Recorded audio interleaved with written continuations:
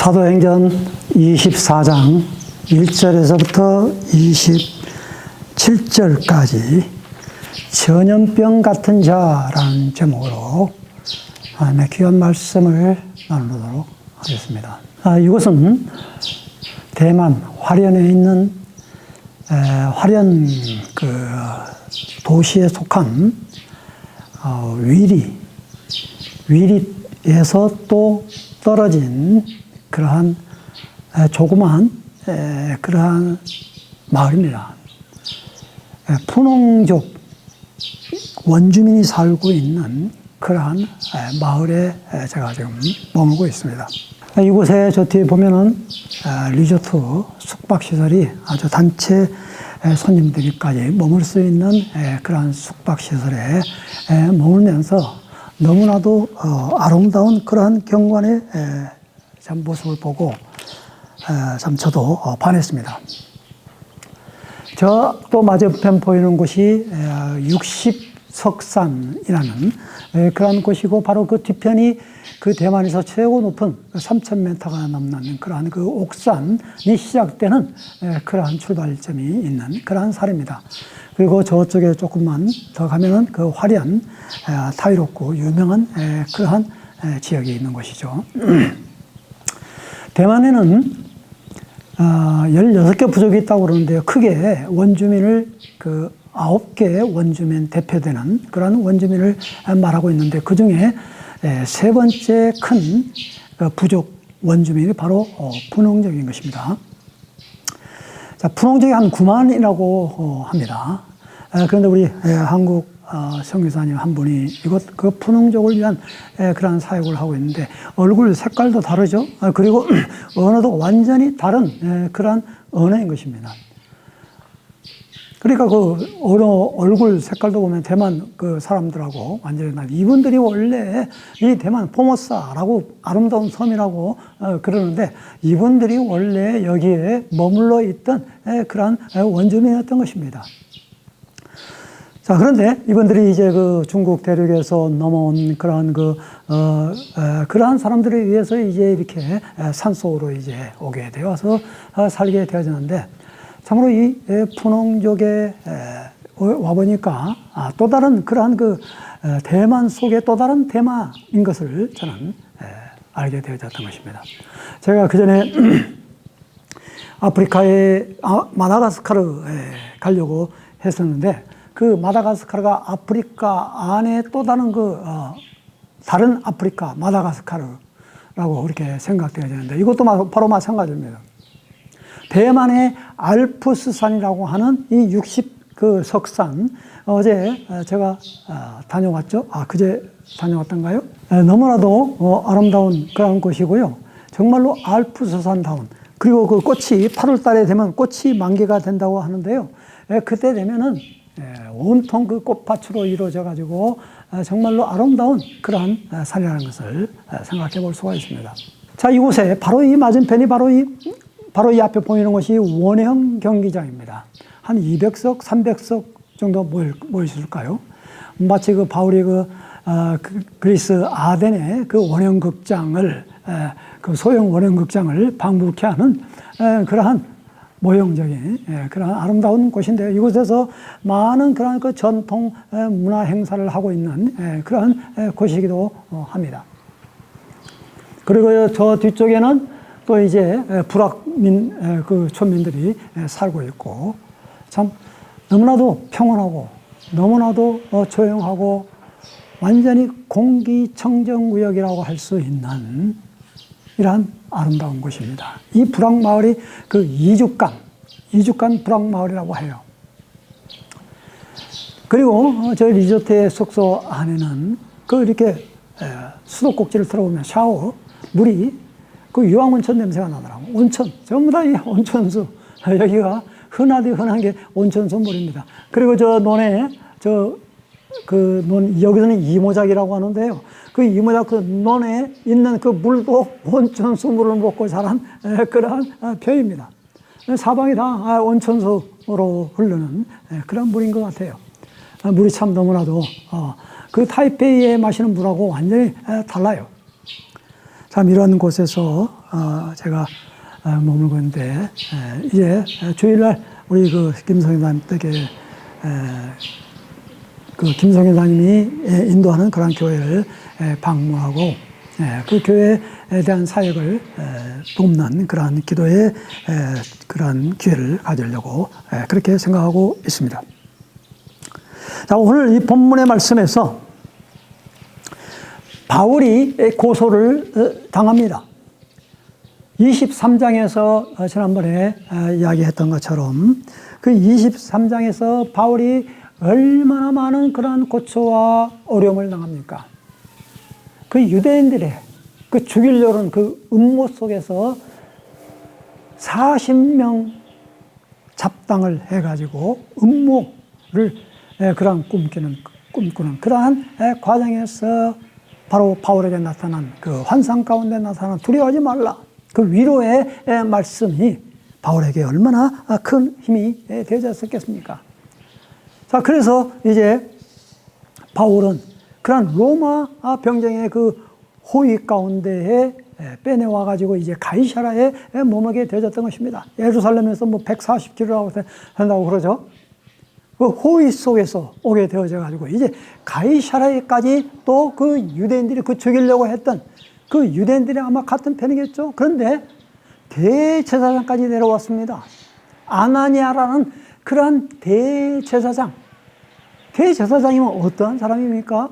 성전에서 그런 모든 제사 업무를 주관하고 담당하는 그러한 직분을 가진 사람이 그 더둘러난 최고의 그 당시에 유명한 당대의 그 단리변가 더둘러라는 그러한 변호사까지 대동해가지고 가이사라까지 5일 만에 걸쳐서 그곳의 상도에서 이제 벨리스 총독 앞에 그 가이사라가 바로 이 로마의 총독이 있는 그러한 곳이기 때문에 그곳에 와서 정식으로 고소를 한다라는 것입니다.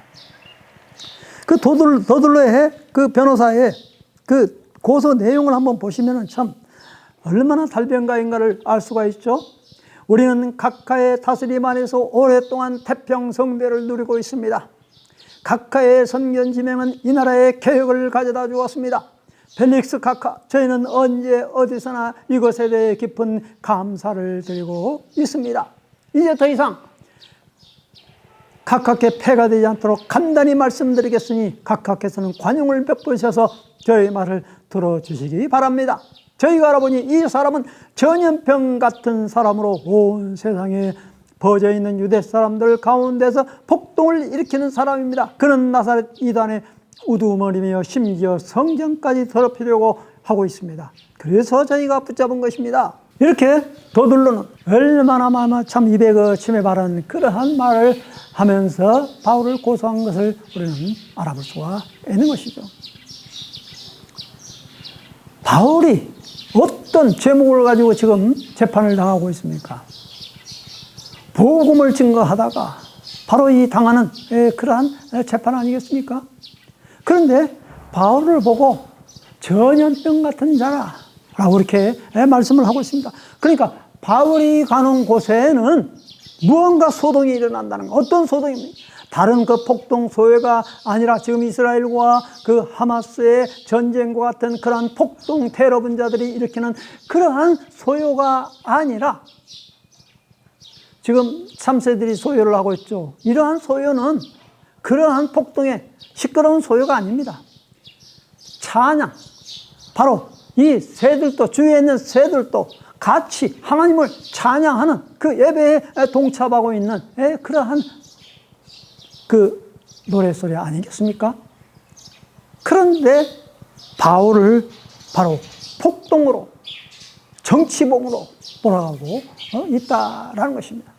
바울이 가는 곳에는 전염병처럼 많은 사람들이 복음을 받아들이고 바로 예수 그리스도를 믿음으로 무언가 달라진다는 것입니다.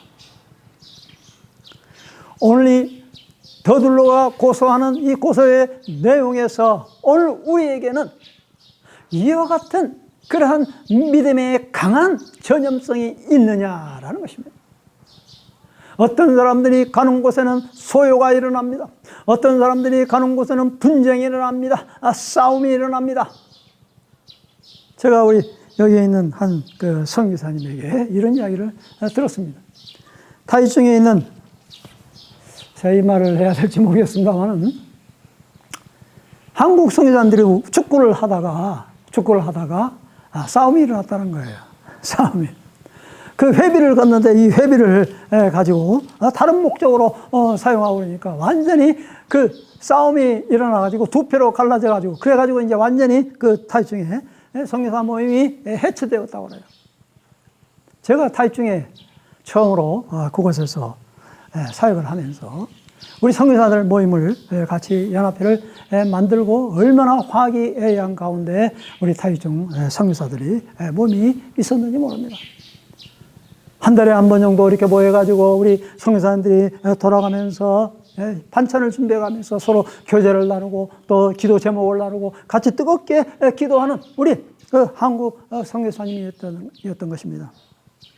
그런데 운동을 하다가 그것도 축구를 하다가 싸움이 일어난 거예요.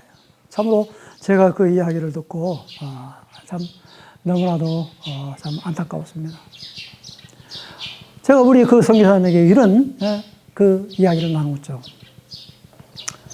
창세기서 16장 그 마지막 절과 17장 그 첫 절 그 사이를 연결해주는 그러한 시간의 간격이 있다. 그게 바로 13년의 간격이다라는 것입니다. 아브라함이 86세가 되어서 이스마엘을 낳았더라. 왜 거기에 나이를 붙였습니까? 왜 거기에 이스마엘을 낳고 거기서 끝을 냈습니까? 그리고 17장 1절에 아브라함의 나이가 99세가 되어서 하나님이 그때서 나타나셨다. 13년이라는 그 간격이 아브라함에게는 하나의 공백이었던 것입니다. 왜 그렇습니까? 이스마엘을 낳음으로 인하여서 그 이스마엘이 자기의 후손을 이을 것이라고 생각하고 그 어렸을 때에 낳은 그 86세 때에 낳은 그 아들이기 때문에 얼마나 귀중하고 얼마나 복스럽습니까? 분명히 75세 때 언약을 받고 떠나라 그랬습니다. 그리고 떠났습니다. 순종했습니다. 이스마엘을 보고 둥둥 내 사랑 하면서 그 아들 손주 같은 그 아들 이스마엘을 얼마나 사랑했으면은 거기에 빠졌으면은 그동안에 하나님의 말씀이 나타나지 아니했겠습니까? 오늘 우리는 무엇에 빠져서 사느냐라는 것입니다. 저도 그 선교사님 간증 가운데 저도 엄청나게 테니스를 좋아했습니다. 아주 정구를 좋아하고 운동을 얼마나 좋아했는지 모릅니다.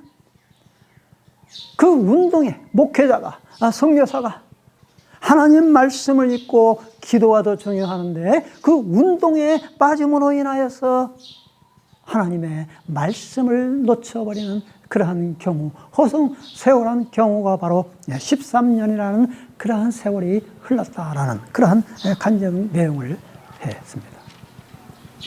오늘 우리는 무엇에 취해 다 살고 있습니다. 이 더둘러라는 사람은 돈에 취하여서 돈만 받으면 어떠한 그러한 변호도 그 정의와 의에 그와는 상관없는 자기의 호주머니에 돈이 넘쳐나는 그곳을 향해서 변호를 하는 것입니다. 오늘 이 법정에서도 그러한 경우들이 참 많이 있죠. 저것이 분명히 아닌데도 불구하고 저것이 분명히 거짓말인데도 불구하고 그 사람에게 내가 돈을 받았기 때문에 그 사람을 옹호하는 그러한 변호사들이 지금 얼마나 많이 있습니까? 불의에 돈을 받고 변호하는 그러한 변호사들이 얼마나 많이 있습니까? 사랑하는 동역자 여러분, 오늘 이 벨리스 총독도 분명히 바울에게 복음을 듣긴 들었습니다. 그러나 마음속에 뜨거움과 마음속에 두려움이 있었지만은 그러나 돈과 권력 앞에서는 이 벨릭스마저도 어찌할 도리가 없었던 것입니다. 노예 출신이라고 그러죠. 그래서 돈 맛을 안 모든 것을 다 해결할 수 있는, 그렇기 때문에 노예의 정신을 가지고 총독을 한 이 벨릭스, 그 당시에 이게 더들로는 아주 뭐라고 그랬습니까? 태평성대를 두른다고 했지 않습니까?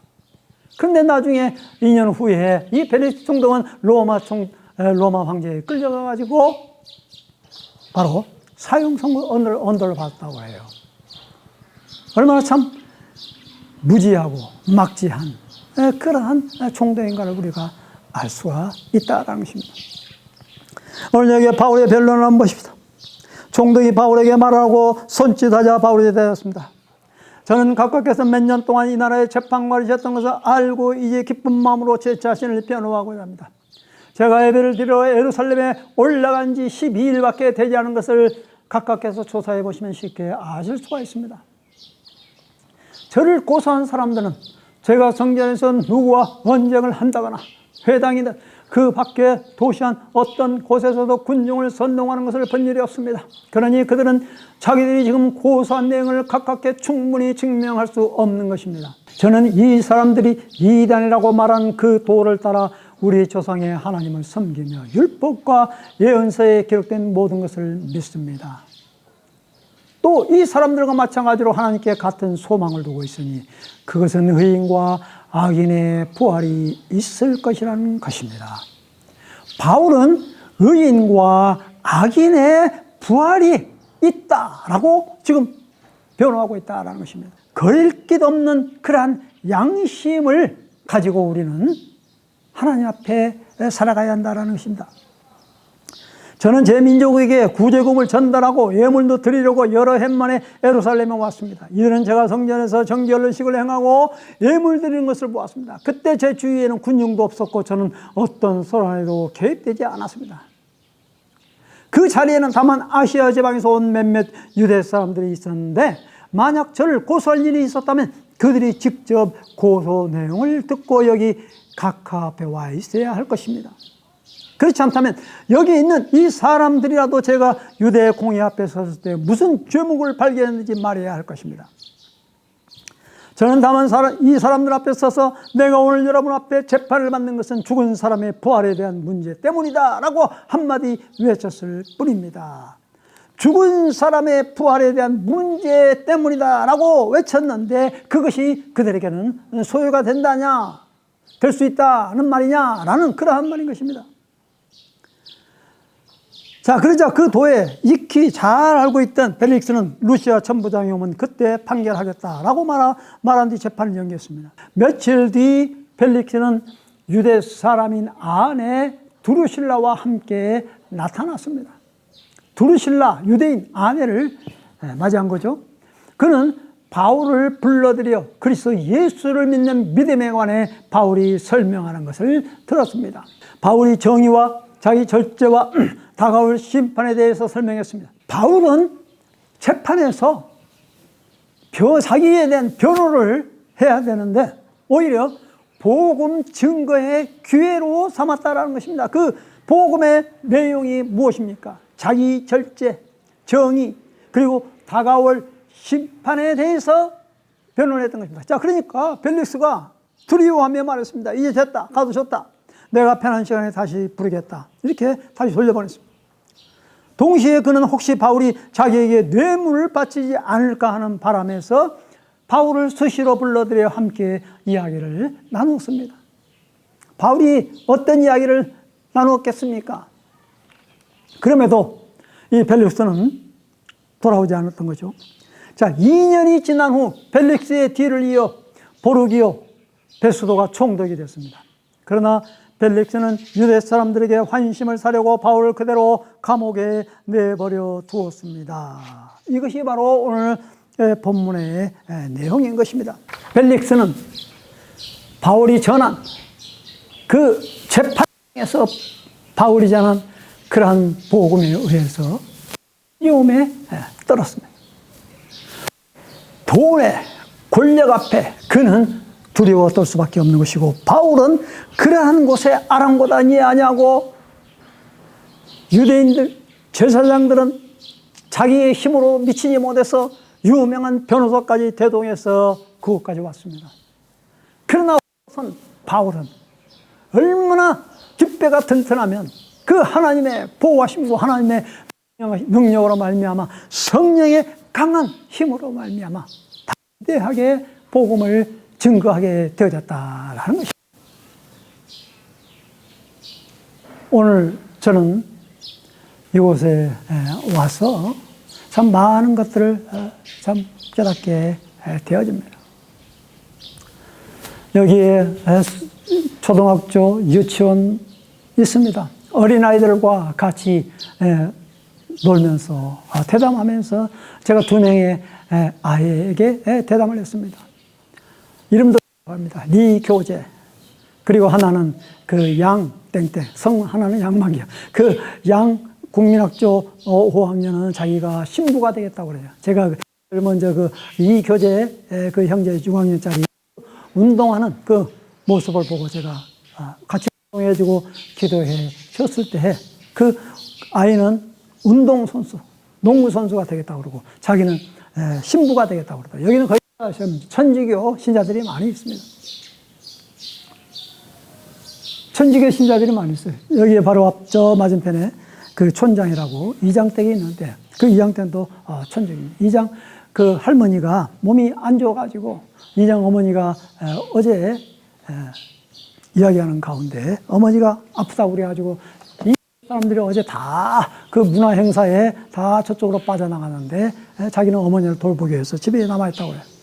그래서 제가 집에 들어가서 정말로 그 침대에 누워있는 84세 되시는 그 할머니 몸이 그냥 온통 그 새카맣게 그 물들어있는 것처럼 그리고 더운데도 그냥 큰 이불을 두툼하게 덮고 있는 그 털모자도 쓰고 제가 손을 딱 잡고 기도했는데 그때 눈을 딱 뜨시는 거예요.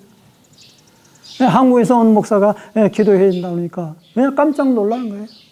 정말 이게 사실이냐고. 하나님께서 당신을 사랑해 주셔서 나를 이곳으로 보내주셔서 당신을 위해 기도해 주고 있다고 하니까 정말 너무 감격스러운 것 같아요. 그렇게 움직이지도 못한 소리에 그냥 손을 흔들면서 할렐루야 아멘 따라서 하라니 이렇게 그냥 뻘떡 일어날 것처럼 말이에요.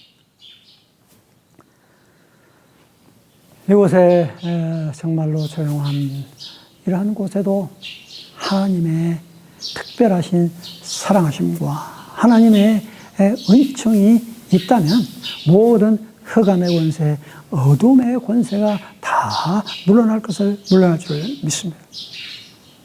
어제, 오늘 이렇게 큰 넓은 지역에 상주인원이 없습니다.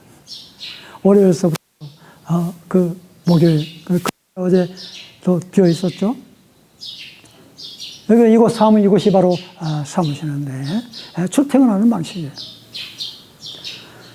참 어떻게 보면 좀 내버려진 땅, 가꾸지 않는 그러한 땅, 우리 한국 같으면 얼마나 이곳을 많이 갖고 있겠습니까? 참 이곳에 하나님께서 복음이 이 지역에 충만함으로 말미암아 우리 한국 성교사 저에게 부탁했던 그런 그 기도 제목, 이곳에 자기가 섬기고 있는 그 분홍종 목회자들 성경 공부를 제대로 시켜서 기도운동과 성령운동의 불길이 이 지역에도 일어나서 대만 복음화의 불쏘시개의 역할을 감당할 수 있는 그러한 우리 선교사들이 되어지도록 또한 또 제가 되어지도록 위해서 기도해 주시기를 간절히 부탁 말씀 드립니다. 기도하겠습니다. 주님 감사합니다. 오늘 이 바울은 법정에서도 전혀 굴하지 아니하고 복음의 말씀을 그 총독 앞에서 또 유대인 그 제사장들 앞에서 외쳤던 것처럼 하나님 우리가 과연 전염병처럼 복음에 참된 증인 노릇을 하고 있는지 우리가 가는 곳에 흑암의 권세가 무너지며 사탄의 권세가 무너지며 하나님의 나라가 이루어지고 있는지 하나님 우리 자신을 돌아봅니다. 더욱더 우리를 사용하여 주옵시고 복음의 아름다운 전파자로서 아름다운 복음의 영향력을 끼칠 수 있는 우리 모두가 되어지도록 인도하여 주옵소서. 이 지방을 축복해 주옵시고 이 분홍족을 축복하여 주옵시고, 이 지역에서 사역하고 있는 우리 사랑하는 귀한 우리 김성현 선생님 부부와 또한 섬기고 있는 그러한 분홍족 목회자들 축복해 주옵시고, 또한 같이 머물고 있는 86세 되는 그 귀하신 우리 김권사님 하나님 기억하여 주옵시고, 건강함으로 배후에서 그 기도하는 기도가 헛되지 아니하도록 주님의 영광이 나타날 수 있도록 이 분홍족이 대만 원주민 가운데 가장 하나님의 큰 능력과 기도의 성령의 불길이 타오름을 말미암아 온 지역 그러한 부족민들까지 퍼져나갈 수 있도록 인도하여 주옵소서. 저희들을 복음의 전염병 같은 자로 써 주시옵소서. 살아계신 주 예수님의 이름으로 감사기도하였습니다. 아멘.